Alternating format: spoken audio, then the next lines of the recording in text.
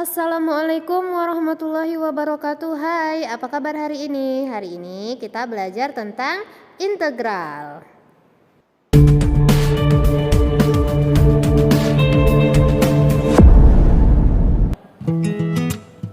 Nah, sebelum belajar tentang integral, pada bab sebelumnya kita udah belajar tentang turunan ataupun diferensial.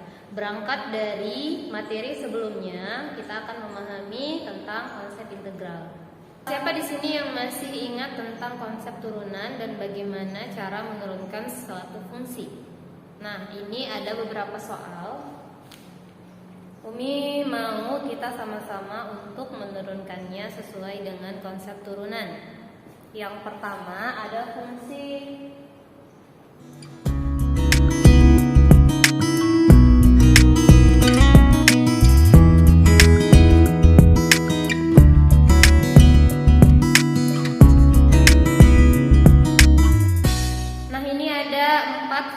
awal yang harus kita turunkan. Jadi mari kita turunkan satu persatu.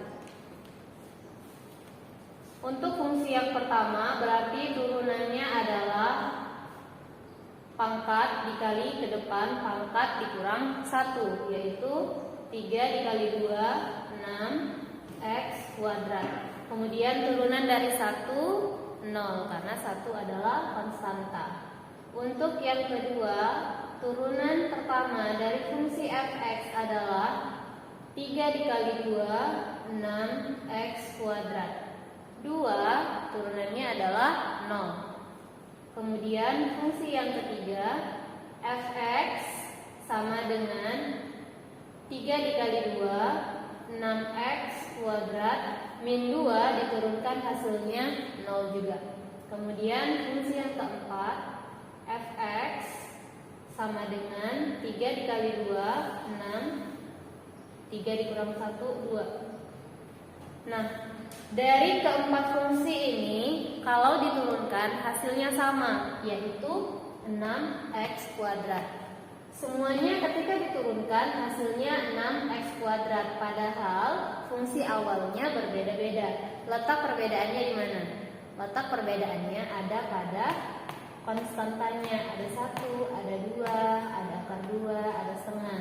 Namun ketika konstanta ini kita turunkan maka hasilnya 0.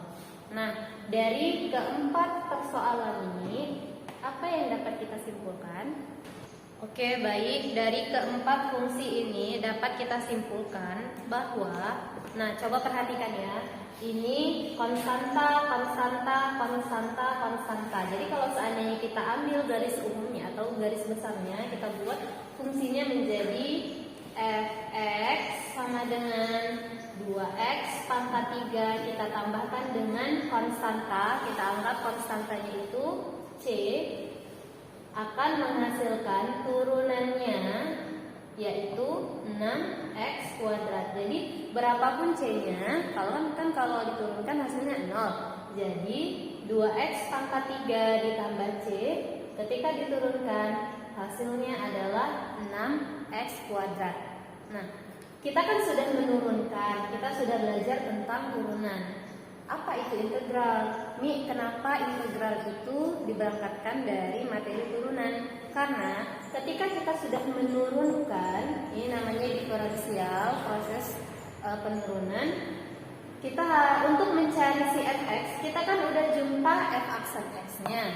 Kita mau mengembalikan si f aksen x ini menjadi fx. Nah, prosesnya ini disebut dengan proses integral. Makanya integral biasanya disebut dengan anti turunan.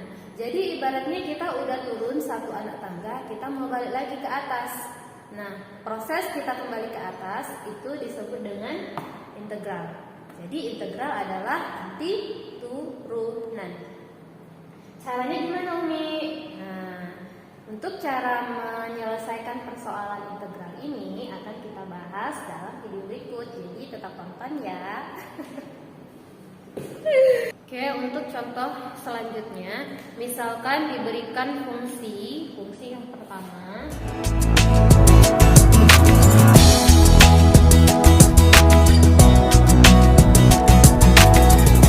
Sekarang mari kita turun turunkan kedua fungsi tersebut. Untuk fungsi yang pertama,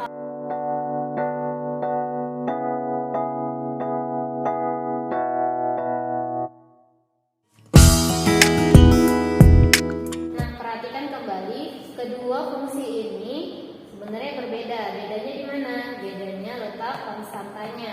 Tapi ketika diturunkan hasilnya sama.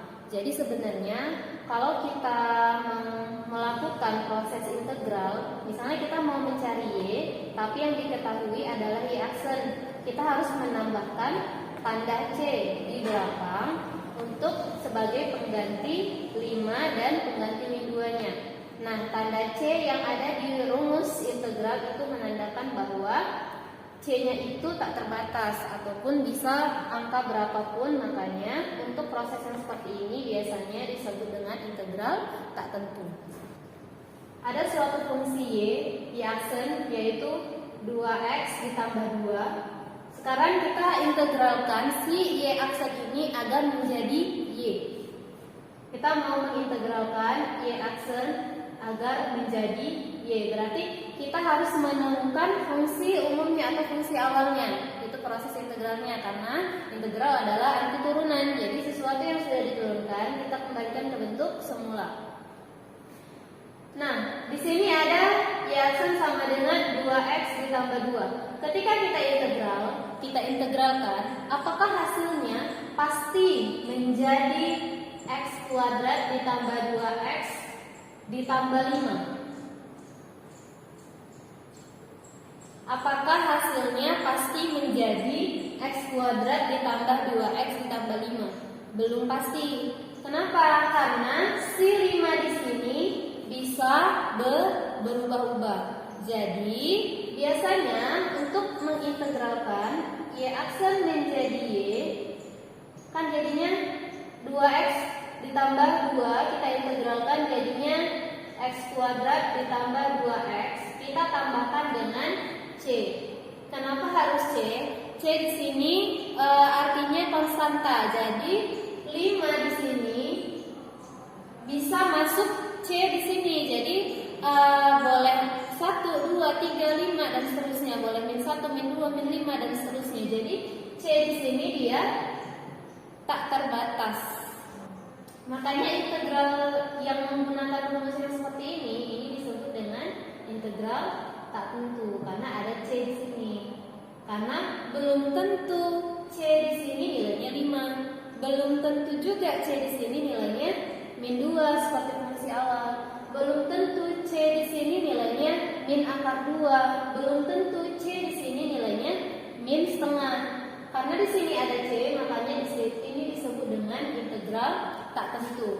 Jadi sebenarnya notasi untuk integral tak tentu itu gimana, Umi? Nah, saksikan video selanjutnya ya.